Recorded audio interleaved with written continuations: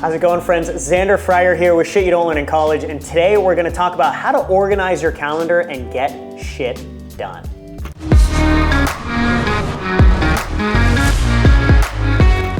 So we all have 24 hours in a day. So how come people like Elon Musk and Jeff Bezos and Sarah Blakely can accomplish so much, and the rest of us feel like we're running around like chickens with our heads cut off? Right? And Sarah can do all of that while also having a blast and taking time off and traveling with her kids, and it's amazing, right? Now we all want that life, but none of us really understand the tools to actually get us there. Now I wanna share something with you. Structure equals freedom. So the better that you can structure your life, the more freedom you will actually have. I wanna tell you about a client of mine, Rusty, that I was working with. Rusty was the lead singer of a country band. He was a creative, a musician through and through. He was the epitome of anti-structure. He was the epitome of anti-focus, right? And now when Rusty first started working with us, he said, there's no way I'm ever gonna be structured. There's no way that I'm ever gonna have the ability to be able to get that in line. Not true. Everybody can learn anything. And what Rusty learned is that for him to have the freedom he really wanted, he had to put the structure in place. And he learned how to become detail-oriented, how to be structure-oriented, how to do some of the things that I'm gonna teach you how to do today. And now, he just travels around the US, staying at Airbnbs, doing what he wants, hanging out with his wife, having a good time, because the structure allowed him to build a business that gave him the freedom he really wanted. So now I'm gonna give you the 5 tips to get your calendar in line and get shit done. So the first thing that I do when I'm setting up my calendar, when I'm telling anybody else to set up their calendar, is I start with when they want to wake up and when they want to go to sleep. Now, this is really important because these are the 2 parts of your day that you can actually dictate for the most part. So I want you to decide what time you want to wake up in the morning. I'm not going to tell you that you got to wake up at 4 a.m. like Xander, or even 5 a.m. You could wake up at 7, 8, 9. It doesn't matter. But you pick a time and you stick with it. You pick that time, you set that alarm, and when that alarm goes off, you wake up. Now, in order to make sure that you wake up when that alarm goes off, you need to make sure that you're going to bed at a certain time to get the right amount of sleep.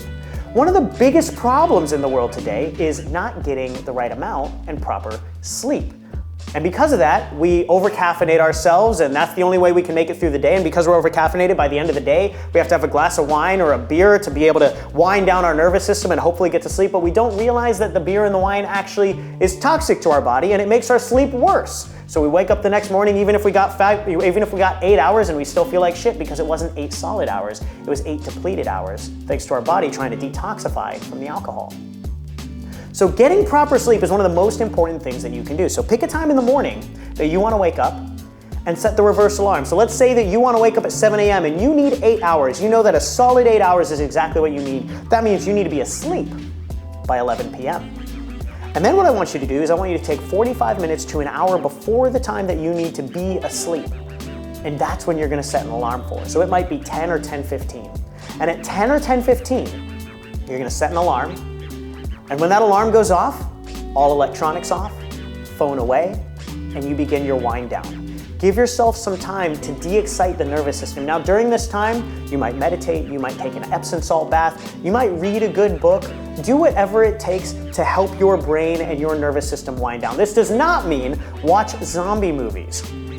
Because whatever you're consuming during the last 45 minutes to an hour before you go to bed, your subconscious is going to be marinating on it. So if you're consuming things that excite the nervous system or freak you the fuck out, that's going to be what your brain's going to be being programmed on for the next 8 hours. So you set a reverse alarm for 45 minutes or an hour before you need to go to bed. You turn off all electronics, no more TV, blue light blockers, take a nice warm shower, get a nice Epsom salt bath, meditate, read a good book that'll de-excite you, not something that's gonna get you going. Have a nice conversation with your partner and let yourself doze off. That's step number 1. Now the second thing to mastering your calendar is setting a stupid-proof morning routine. That means something that you cannot mess up. Now, I have a very extensive morning routine that I've built over the course of years that takes a few hours to do, right? That's right, because I go through yoga and breath work and meditation and visualization, and I purposefully take time to take the dog for a walk to give me some thinking space, and then I spend 90 minutes of deep work getting my most important thing done before I have my morning meetings in the morning, right? So I have a very extensive morning routine that I have perfected over the course of years, but you don't need to start there. Start somewhere simple. It might be 15 minutes, 20 minutes, 30 minutes first thing in the morning. Wake up 30 minutes earlier than you used to, and give yourself 30 minutes to accomplish 3 things. Mind, motivation, mission.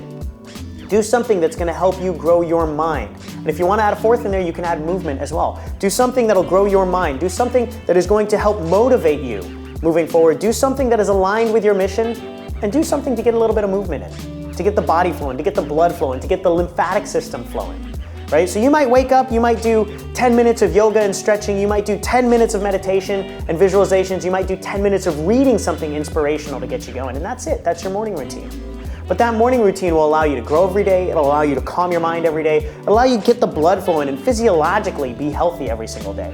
Now for me, a lot of people say, first thing you should do in the morning is get up and go to the gym, right? Which is great if you're not used to going to the gym. Now, I'm a big believer that the first thing you should do in the morning is the most difficult thing. This is a theory called the big slimy frog theory. If you had to swallow a big slimy frog every single day and you put it off, the day becomes really hard because you're always worrying about swallowing the big slimy frog.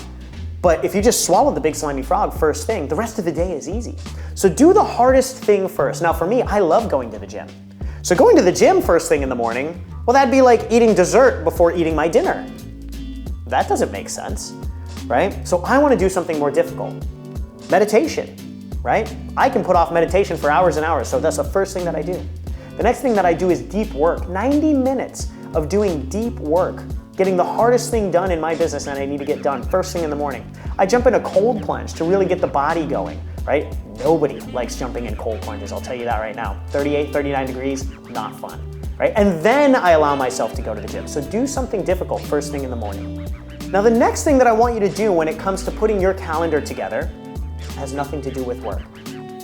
I want you to input self-care and family time. I want you to input self-care time and family care time first before you get to the work part of your calendar. Now this is really important because the truth is most people go the other direction. They say, oh, I don't have time for this, I don't have time for that. It's like, well, you don't make time for that. Nobody has time. We make time.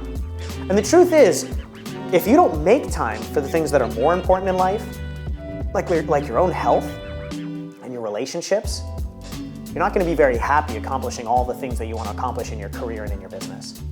So first thing, set aside time for your self-care, set aside time for your family. So for me, Monday evenings, as soon as 4:30 hits, Monday evenings are my self-care time. I'm gonna go get a massage, I'm gonna get acupuncture, I'm gonna go do a sauna and a cold plunge. Maddie knows that after 4:30, I'm not having any deep conversations, we're not problem solving anything, I'm doing everything to de-excite the nervous system, to allow myself to disconnect, reflect, and take time for myself. Fridays after 4 p.m., everybody on my team knows that's date night. My phone is off, my computer's off, you can't contact me in any way, shape, or form because that's time for me and Maddie. And that'll continue even when we have kids, even when we have her parents come out to stay with us, even when we have her family come out to stay with us. We'll still have a day, Friday, 4 p.m., they'll be here and we'll say, bye family, because that's me and Maddie time. So you want to schedule in the non-negotiable time that you need to have to make sure that you're taking care of the more important things in life, like your physical health, your mental health, and your relationships. Now, number 4, we get into time blocking the rest of the things that you need to do. Now, majority of people kind of just go through their day accomplishing things as they show up in their email inbox or in their Slack notifications, right? And this is the biggest mistake that people can make because they don't understand the time, energy, and time cost of switching between tasks. If you have one task that requires a really creative right brain version of you and another task that requires a very analytical left brain version of you, the cost between switching between those two tasks could be very detrimental. It might take 10, 15, 20 minutes to fully switch your focus and energy from a creative brain to an analytical brain or vice versa. So if you're constantly switching between tasks, you could, if you're just doing an analytical task for 20 minutes and then you want to do a creative task and you're switching between the two and then you're going back to an analytical task then a creative task, you're actually only about 50% effective. But if you were to time block 2 straight hours to do your creative work, and then time block 2 straight hours to do your analytical work, or break up your day based on that, that's gonna be what allows you to be the most successful. Now, I'm gonna let you in on a little secret. This video that we're filming right now, this shirt that I'm wearing right now, well, there's a pile of shirts right there. And this is just a different angle in my kitchen. We've already filmed 4 videos today already. time blocking. Add things together of like-minded and like energy so that you can get them all done at the same time. And the fifth, and one of the most important things when it comes to mastering your calendar, and especially when it comes to time blocking, is when you do time block less things and give them more time. Things always take longer than we think, and we can always accomplish less than we think. One of the big problems with people when they start to calendar their days and their weeks is they start to calendar it so tight and they try to squeeze and cram more things in there, and because of that they end up not getting a bunch of stuff done, and then they feel really defeated. They're like, oh, I didn't accomplish all these things that I said I was gonna accomplish. It's because you tried to do too many things in too little of an amount of time. So give yourself more time and do less things. Now this requires you to follow what we call the 80-20 rule, right? 80% of your results can come from 20% of your actions. So you need to start to focus on the actions, on the tasks that give you the highest leverage, that produce the most results. And you need to start to say no to more things so that the only things that make it on your calendar are the most important things. Now this is something that I continue to work on and I continue to master every single day and every single week in my business, because the more that I can focus on even the 20% of the 20%, yeah, that's right, the top 4% that produces 80% of the results, well then the work that I really put in is so focused, is so intentional, that I have so much more free space outside of that to think, to vision, to be creative, so that I can truly be the CEO that my company needs. So do less, but have more time to do it. Now, as with anything else, mastering your calendar is a skill set. So it's gonna take time, it's gonna take iterations, you're gonna learn what works for you. You might try having all of your sales calls on one day and then you realize, well, that's not working for my clients, so I need to split it up across 5 days, but I make sure that they're all in the afternoon, or I have one block in the afternoon, one block in the morning, and in the middle I can get my analytical work done, I can get my admin work done. So you're gonna have to play around with this, you're gonna have to test it out and see what works best for you. But when you do master your calendar, I can promise you one thing: structure equals freedom. I hope you enjoyed this video. If you like it, go ahead and hit the like button below and let me know. Comment below any specific topics that you want me to cover in any future videos. And do not forget to subscribe to our channel so you never miss another great video, and I'll see you in there.